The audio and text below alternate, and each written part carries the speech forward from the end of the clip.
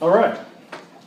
So, I like to write things before I perform them a lot of times. And then I'll also do stuff that's going to go straight off the head. The first song, I think I might have heard somebody do something similar with it, and it might have been Mike from earlier. And it's some song lyrics from the Beatles song Something. But this particular poem is actually a current situation. It reflects the past, the present, and the future of what's to come with that situation. And I call it Ghost in the Wind. Something in the way she moves like a ghost in the wind. To and fro she is lost in a sea of bewilderment. Feeling as though there is something more, she tries, but then she stops herself from reaching.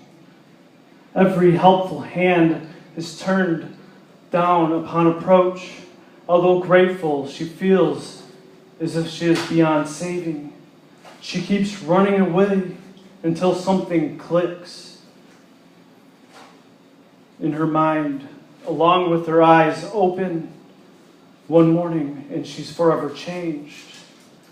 There's somewhere in the smile she knows. After she woke that morning, she sought me out. Her bright blue eyes caught my wandering gaze.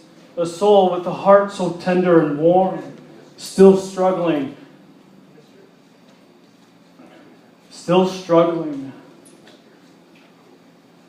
to fully open up. She still melted my heart. Together, we laughed at every meeting, soft touches to communicate her hidden yet caring nature. Some considered it, but it was not. It never was or will be a phase. And we enjoyed each other until she had to move away. Something in the way she knows. Somehow she knows in her heart that we will meet again. No matter the odds, she trusts in her intuition. She continues to grow stronger as I am amazed. Such a powerful person that was once lost.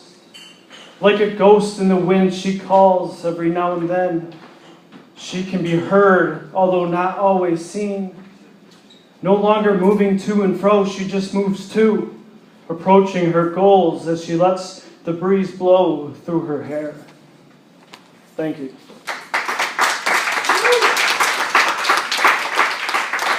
This next one is without a title. Well, let it be said that the world is one crazy place. Everyone knows it, but not many actually do anything about it. Turmoil amongst people and animals alike. The weather is becoming more fierce. Hearts have been hardened as if they have been turned into rocks. Nothing seems to penetrate their built-up defenses. Closed off to the pains of the others, they ignore what's important. That is, until something happens so close that they can't stop that sharp pierce. Caught up in the spinning nature of the downward spiral, they move frantically, grasping at the loose strains. Tumbling without a focus or a strong stance, they begin to doubt and think that their way out is with a hearse. If only someone would come along and point the way, these focusless tumblers would begin and be able to regain. They would see their true worthiness. The tumbler would then celebrate every next success as if it was their first. Through the chaos and the crazy, we can always find hope through friends and family, pushing forward and forging brand new paths. Together, there is nothing we can't do or change. Even if the sanity we find is made of cheese crusted with Parmesan, potatoes, and turkey, or even pure red with a little green like kale. We can find hope in all good, especially that which is strange.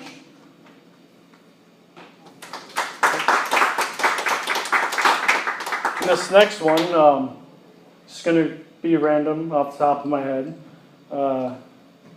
It's titled, or I'm going to work to title it, I was fat and then I got skinny.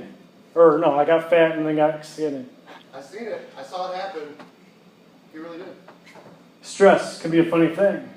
Sometimes we binge eat to suppress the anger and the anxiety.